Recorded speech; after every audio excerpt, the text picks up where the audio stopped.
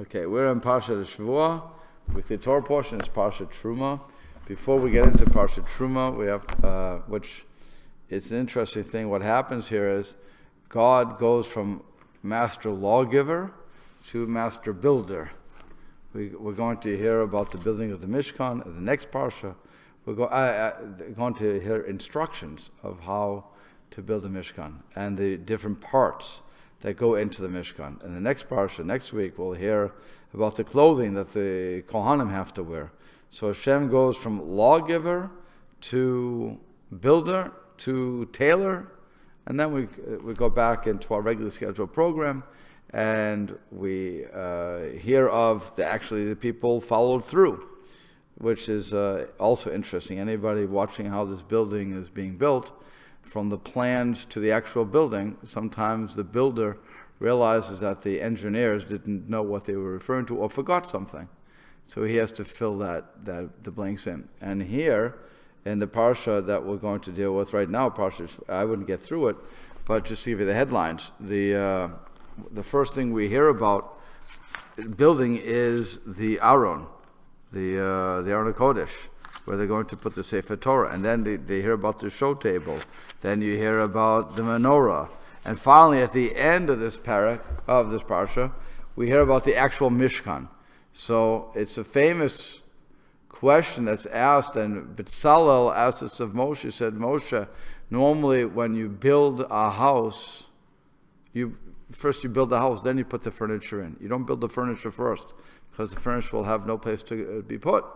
So as a result, Moshe says to him, you must have been in the shadow, B'Tzel, of Hashem. B'Tzalel, that's where they get B'Tzalel, in the shadow of Hashem. You must have been in the shadows when Hashem was speaking to me, because that's exactly what God said to do. First make the Mishkan, the building, and then to do this. Now the question, so that's number one.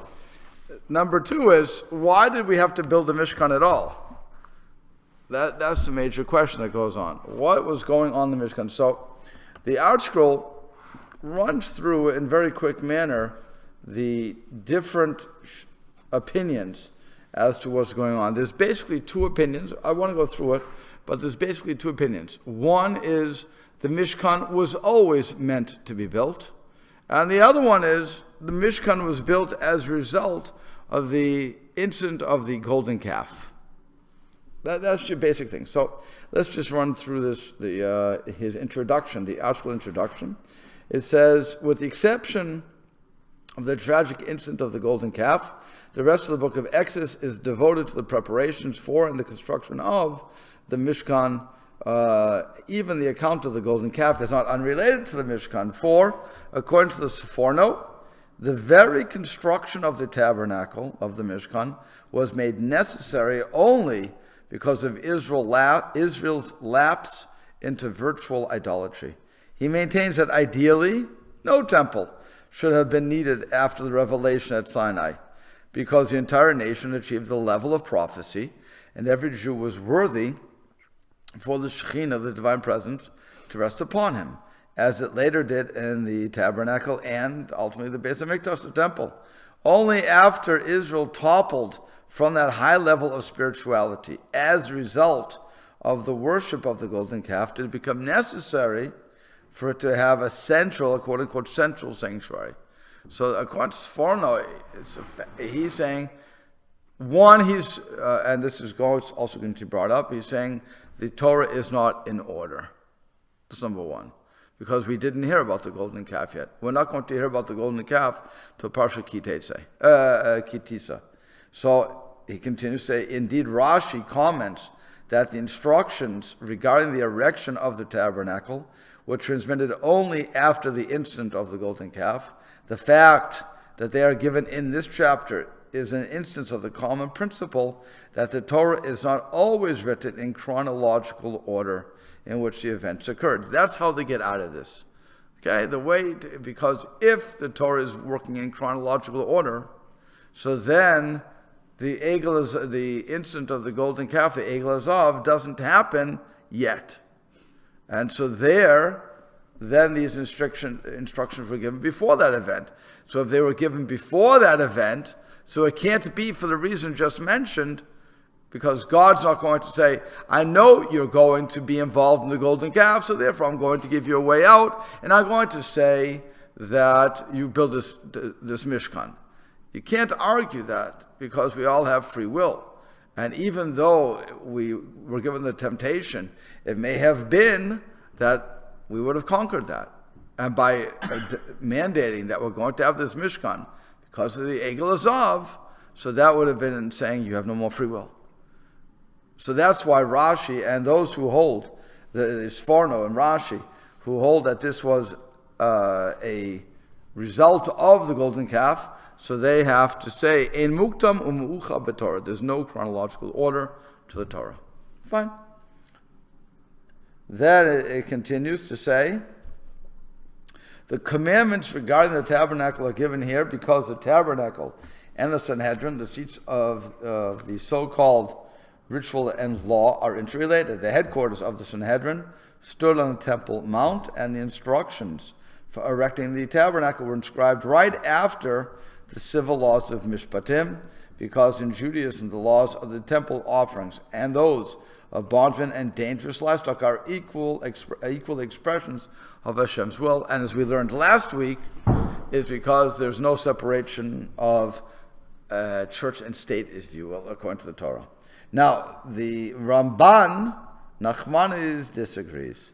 He calls this book the Book of Redemption and discusses the tabernacle. He explains, the other thing we have to understand is the Ramban always held that the Torah works in chronological order unless the Torah specifically states it's out of order.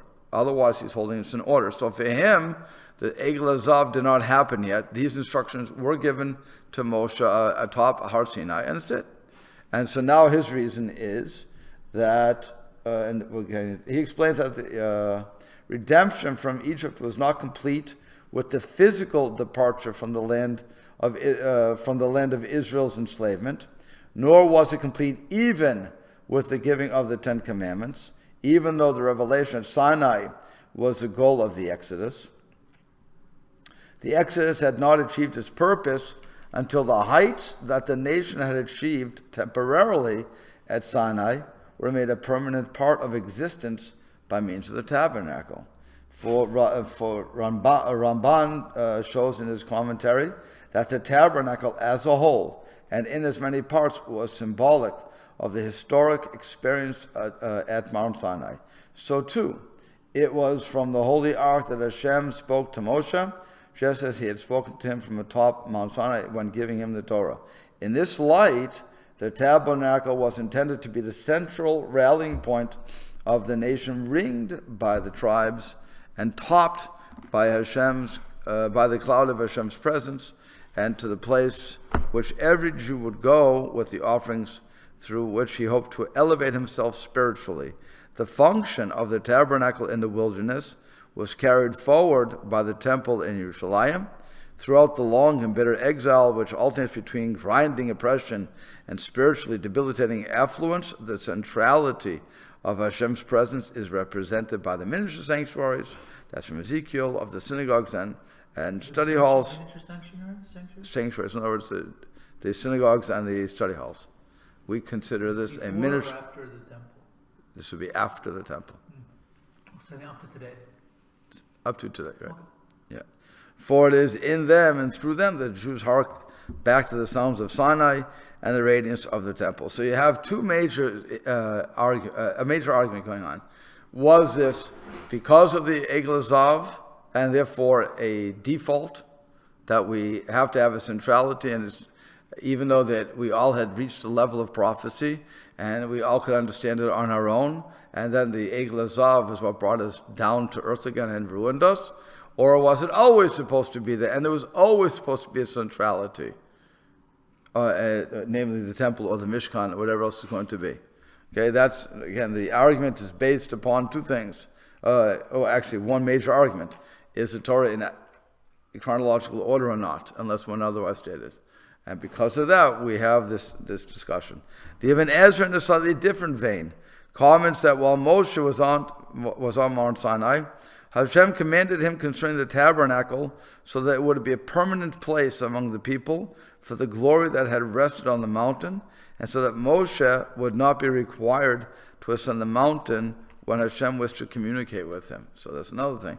So the Ibn Ezra is saying that, and he's really going along with the Ramban, that the tabernacle was to continue the revelation. We were always supposed to be living at that high spiritual level. That was the original intent. And again, for the others, they said we have to get back to that. And finally, Rabbi Hirsch sees the key to the tabernacle and its relationship to Israel, saying, they shall make a sanctuary for me, so that I may dwell among them. That sanctuary represents Israel's obligation to sanctify itself in its personal life, as mentioned in many verses. When the nation carries out the primary responsibility, Hashem responds by dwelling among them. Okay, so that's just a couple of reasons why Hashem suddenly got into the building business. Why did he demand that we build something for his presence, quote-unquote presence, to dwell upon? Clearly, Hashem's presence cannot dwell upon anything in this world because Hashem is greater than this world. There's no body to Hashem, so Hashem dwells everywhere at the same time. So that's what we're saying, that this revelation or this experience of the revelation, in one way or another, continued. Doesn't mean we got a new Torah. It doesn't mean that we can come up with new halachot. But what it means is that through the Torah, even to this very day, I can come up with a nuance that's in the Torah, and everybody has their chelek, their portion in Torah, their chiddush in Torah, their nuance in Torah, every single one of us. And it's up to us to actually work at it and to give it. So that's really what this whole, and that's what we have to hear about this tabernacle, and that's why we go through Kabbanis and everything that's going on. It's a book and a half of, if you're not interested in this, if you don't like building, if you don't like tailoring, that is probably one of the most boring parts of the Torah. And once you get into looking and saying, what's behind it? Why did God pick on these elements that we'll read about? We're not going to learn about them tonight, but that we'll read about on Shabbos and next week, and seeing what the people did. Again, you have 5 times we're hearing the same thing. It's abnormal for the Torah to say 5 times something like this. It's just it goes against logic. And there's reasons for all these things. But like I said, the Art Scroll, I have to give them kudos. They did a beautiful job in their commentary of going through it and explaining why, giving some possible reasons why the different elements were chosen. Okay, so now let's get in a little into the parsha. Again, we're not going to get that far because it's a very complicated parsha, but let's try. It says, it starts with Vayedaber Hashem el Moshe Lemor. So Hashem spoke to Moshe, saying, Daber el b'nei Israel, speak to b'nei Israel, v'yikchu li terumah, and they will take from me a terumah. Now, Rashi says right away, what do you mean they'll take from me? So it says, li lishmi, for my name. For me, I want you to do it. And in other words, not because you're giving in to pressure. What happens when we all make a collection? Okay, I have the push guy pass it around. So you weren't going to give anything, but you see everybody putting money in. Now you feel pressure to put money in. So you didn't really want to do it, but you felt that social pressure, so you put it in. That's not l'shem shamayim. That's l'shem social pressure or peer pressure. So what Hashem is saying to Moshe is, speak to Bnei Israel and tell them to take from me this terumah. Take it, but I want to be for me. I want to be for my sake, and not because you feel pressured into this. It's a very interesting thing. And also, he has to say for me, because really everything belongs to Hashem. Whatever we have is Hashem's. Hashem, the whole world's in your hands, as it were. We are his creation. So what doesn't he own? He owns everything. Well, that's Konei HaKol. We say it every single day. Konei HaKol. He's the owner of everything. So if that's the case, again, that's not the reason why Rashi had to say, Lishmi, for my sake, for my name. Then he says, okay, so a Terumah, what's a Terumah? That's Hafrasha. You're separating from your money a Nadava, a voluntary offering. And then it says, continues to say, Me'ed kol ish she'idvenu libo. From every man that his heart desires to give. Again, what does it say? That his heart is motivating him to give it. So once again, that means that I have to want to do it and not somebody else forcing me. Tikhu et trumati, they will take, you plural, will take my truma, my separation offering. So the Baal Torah says, I'm just going to cut through a couple of them. And it says, on the words, Vayichu li truma, they will take from me a truma. So Patach Dabir B'nai Yisrael, it opens up, the verse opens up with, speak to the B'nai Yisrael, B'lashon Pius, in a language of appeasing them, asking them something.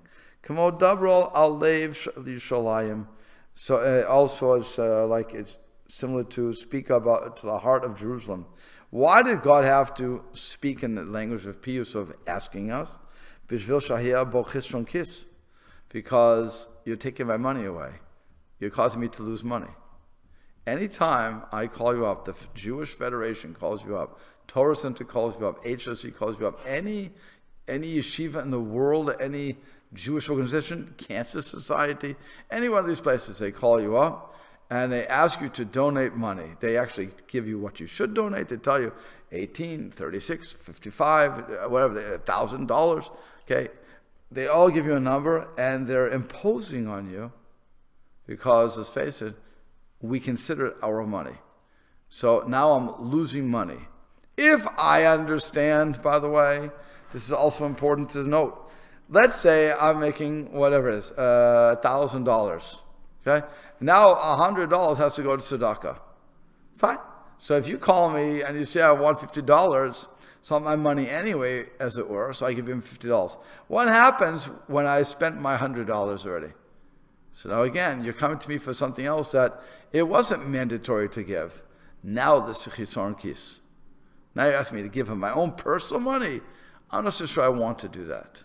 I'm not so invested in your thing. But that's what's going on here. So Hashem was saying, give to me, for me, a truma. Lift it up. It's not tzedakah anymore. That's not the tzedakah I'm asking for. I'm asking for something from you, beyond what you're required to give. And that's why it's chisaron kis. It's a loss of money. And he says, Vichuli, again, so Rashi, so the Baal Torah says, Li lishmi, for my sake, shekol mi sha'osek b'Torah. And what we learn is that anybody who delves into the Torah, ki'ilu lokech li, it's as if they took it from me, she'en lo HaKadosh Baruch Hu ba'olam, because Hashem only has in this world, as it were, Dalid Amos Shel Halacha Bilvad, the area of halacha. That's what, if you want to find God, you go to halacha, and we call it the Dalid Amos, the 8 feet, that's what the perimeters of halacha. That's where we find Hashem today. So that's what he's saying, anybody who involves themselves in Torah, that is what's going on here. That's what we're dealing with. And that's for, they should take from me, for my name. It shouldn't be for anything else. He also points out that Terumah, if you take the mem away, you have Torah. Tov Reish, Vav Mem Hey, take the mem away, and you have now only the word Torah. So you have the extra word, the extra letter, mem. What's that coming to teach us? That just as that the Torah was given in 40 days, because mem is the numerical value of 40. So you're seeing that there's a lot of information just from this one thing. Okay, then he also says, Veichuli again, li, the word li is lamed yud. Lamed is 30, yud is 10. that comes up to 40. And so it says, Hayinu ayin yafeh, that when I'm giving charity, so then the good, what we call the good eye is 1 from 40th, 1/40th. So it's 20%, right? 1/40 is 20%, I believe. 1/40th? 1/40th? What would that come out to? Less than 20%. It would be 2/80ths. So it's like 3%. No, it has to be more than that. But 1/40th? Yeah. Okay. I'll tell you why I'm saying it. Because it goes back. Because 1/40th is 2/80ths. It would be 2/80ths, and it would be 2.5 hundredths. It's like 2.5%. Okay, so I'll tell you why I'm saying it. It has to be the other way around. You said 2 what? 2.5? Yeah. Okay. 5%. Okay, somehow we're going to get to 20%. Because 40 times 2.5 is a. Somehow we're going to get to a fifth on this. I'll tell you why. Because it goes on, it continues. My math is not good with this. But it says me'eit kol. So kol is 50. So that's the bein oni. And the bein oni gives 1/50th. That's about 2%. It's less, right? And then me'eit kol. So that is going to. All right. So if I take the Rashi Tevo, Mem and Chaf, so that's 40 and 20, so that comes to 60. And that's what we consider an ayin ra, a bad eye, if you will, when you're giving tzedakah, because you're giving 1/60th. Okay. So 1/40th is what you're supposed to give. 1/50th would be the middle guy in the middle guy, and then the one on the bottom would be the ayin ra. So whenever you look at the numbers, it always is 20%, 10%, and then below that. That's an ayin ra. So like I say, I really don't know how they get to all the numbers, but that's how it comes out. The Das Kenim says on this thing, V'yichu li truma, Parsha zu nemra b'toch arba'im yom. This parsha was said during the 40 years, Shahaya mimatan Torah, that from the days that the Torah was given. So it's in that 40-day period. Tzivahu HaKadosh Baruch Hu lahechan. So Hashem commanded to prepare the items sheyasu Mishkan, that they would make the Mishkan ubei kodesh gadashim uvetocho, and in its midst they will put the Aron, and in the midst of v'tocha Aron luchot, and then in the middle and the inside the Aron they will put the luchot, the tablets. V'sham tishva shechina b'Yisrael saviv. So then the Shekhinah would dwell amongst them, and Israel would dwell around the Mishkan. Just as the angels surround the God's throne of glory. The Shekhinah b'neim, and the Shekhinah would be between amongst them.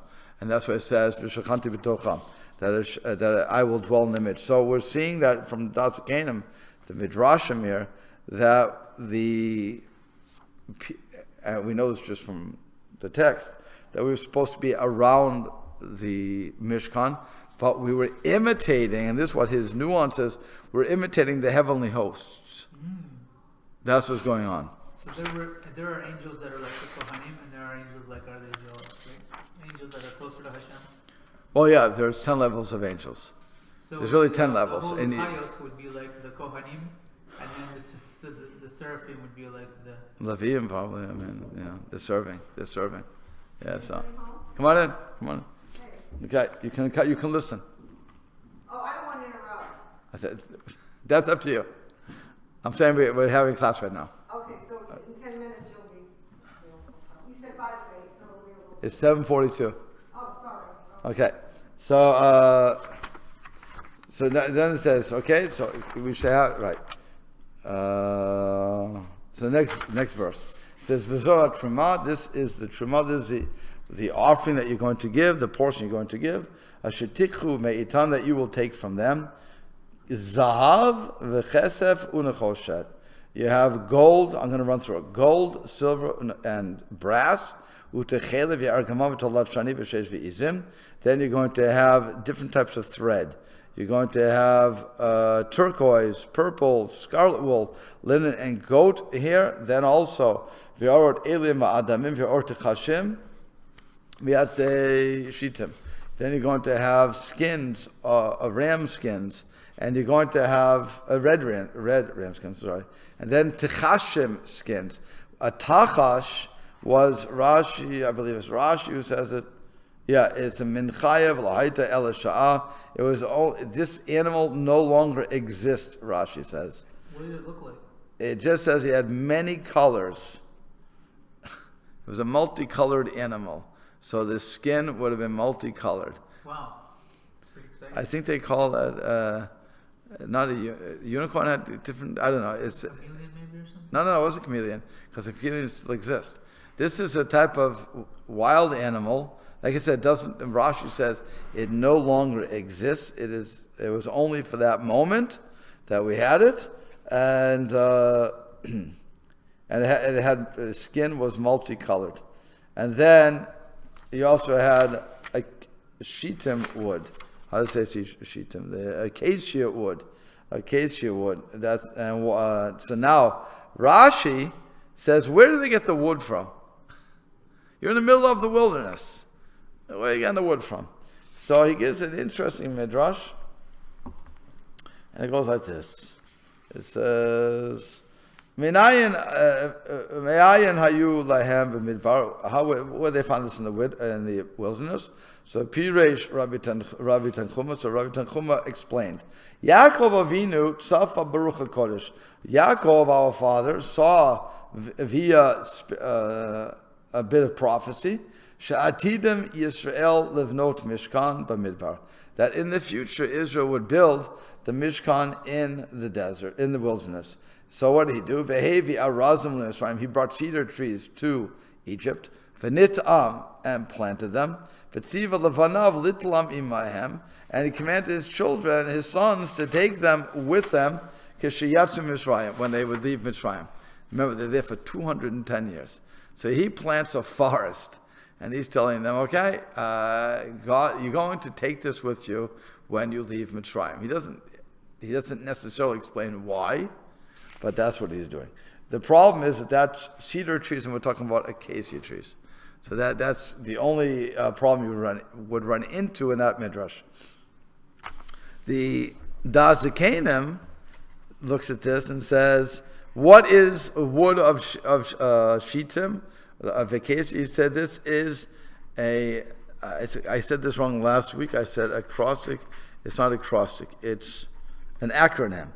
I think that's what you call it. When you take the first letter of each, the first letter of the word. So, Shittim stands for Shalom, Tova, Yeshua, Mechila, peace, good, salvation, and forgiveness. And so, Vamidbar, and in the wilderness, Hayu Shamya Arim Gedolim. There were big trees. There were big forests, There were big forests. Shanatlu Misham, that they took these acacia trees from. Otan Ketzim Akroim Shitim, Dichtiv, and how does he know that? Vayeshev Yisrael B'Shitim. It says in the verse that the Jews lived in Shittim, in a place called Shittim.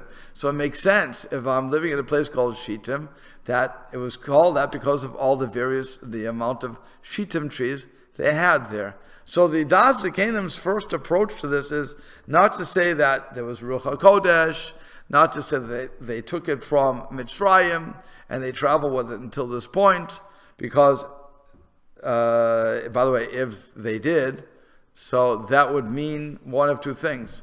That either Yaakov also saw the Egel Azav and just didn't tell his kids, or it was always the Ramban's reason, that it was always supposed to be a Mishkan to continue on the revelation, or it could be a combination. But like I said, he's going logically. They were living in Shittim, or they stayed in Shittim. It was in the wilderness. They took the trees from there. Simply put. And you also see, it says, Vayishlach Yeshua ben Nun, in Shittim, that Yeshua, son of Nun, sent the people out from Shittim. Al Shem Hayar Nikra Makom Shitim, because of the forest that was here, they called the place Shitim. And then it says, okay, so that's what's going on. He also, by the way, does bring down the final thing that Yaakov, when he was in Mitzrayim, he had prophecy and he brought it there. So he brings down both Midrashim, but the first one seems to be much more logical. If I was going for an approach, because it's always a question, where do they come up with all this material? Gold, silver, brass. I mean, where are you getting it from? So you can argue that they got the gold, silver, and brass from the when the Egyptians drowned. That's not hard to say. You can even get and you can even get the clothing or the materials of the clothing there. But where would you get the wood? And as far as the tachash skins, I guess they had to hunt the animal or they had to bring it up. I'm not sure what they did with that because it was only for that time. And so, by the way, that would also explain that where, what's it called? Extinction comes from. We have extinction already recorded in the Torah. It's only so, and we learn from this that some animals were only here for a limited time just for our purposes. Once they fulfilled their purpose, it was over. They no longer had to be around, so God takes them out of the equation. He makes them for that time period, like the shamir worm who could eat through stone and do things. I don't know how these things worked, but but that also doesn't exist today. The fish that you got techeret from would come up, Rashi said, would come up from the sea once in every 70 years. And we don't know what that is. Is it a snail? Is it what it was? We have no idea what it was. Some people think they do. Some people think they know what the dye is. And that's why you have some people wearing blue on their tzitzis as techelet. Fine. But again, those things were not existent for a long, long time. And then suddenly to say, I know what it is, it's a big question on people. But okay, I'm not going to get into that here. That's a whole question in itself. Then he also says, Shemen Lama'or. You have to also get oil for lighting. B'samen l'shemen hamishcha. And then I want people to give also this aromatic incense. Torah samim. And, that's aromatic incense, sorry. So it's anointment oil and aromatic incense, okay? Then Avnei Shoham stones, Avnei Meluim, and this is that's stones for settings. The ephod l'choshen, for the ephod and the choshen. That's assuming, of course, you know what the ephod and choshen is.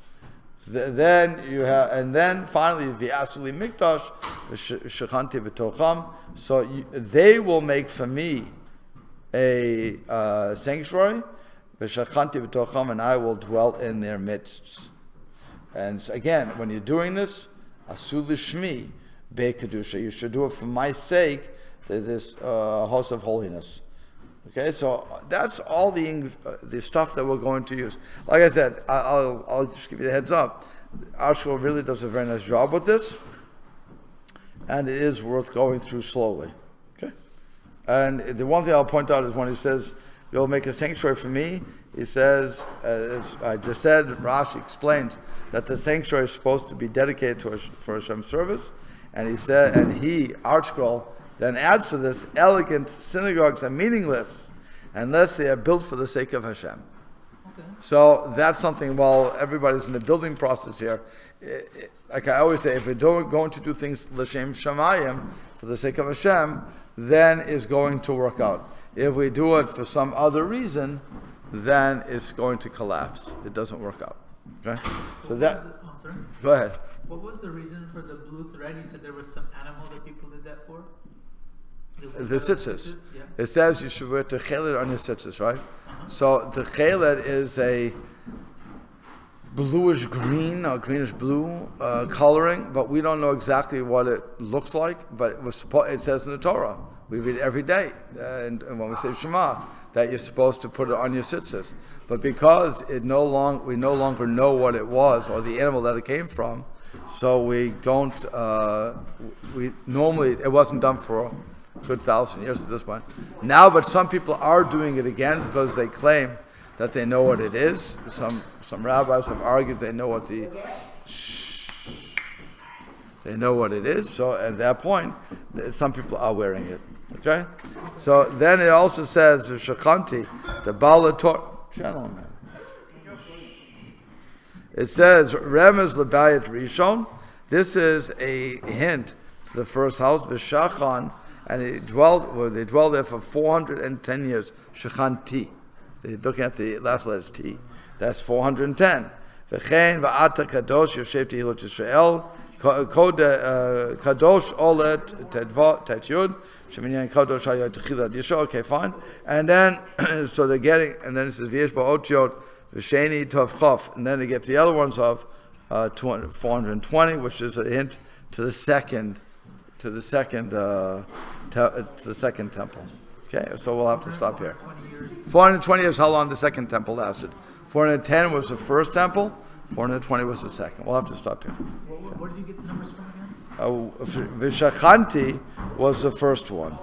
That's Vishachanti, I will dwell. Oh, okay. So the Tov Yud at the end, he's taking out to say 410. And the 420 is Vishachan? Vishachan, that was from Sheni. I forget. It doesn't say that here. So he doesn't say where he got that from. Oh, okay. That he doesn't say.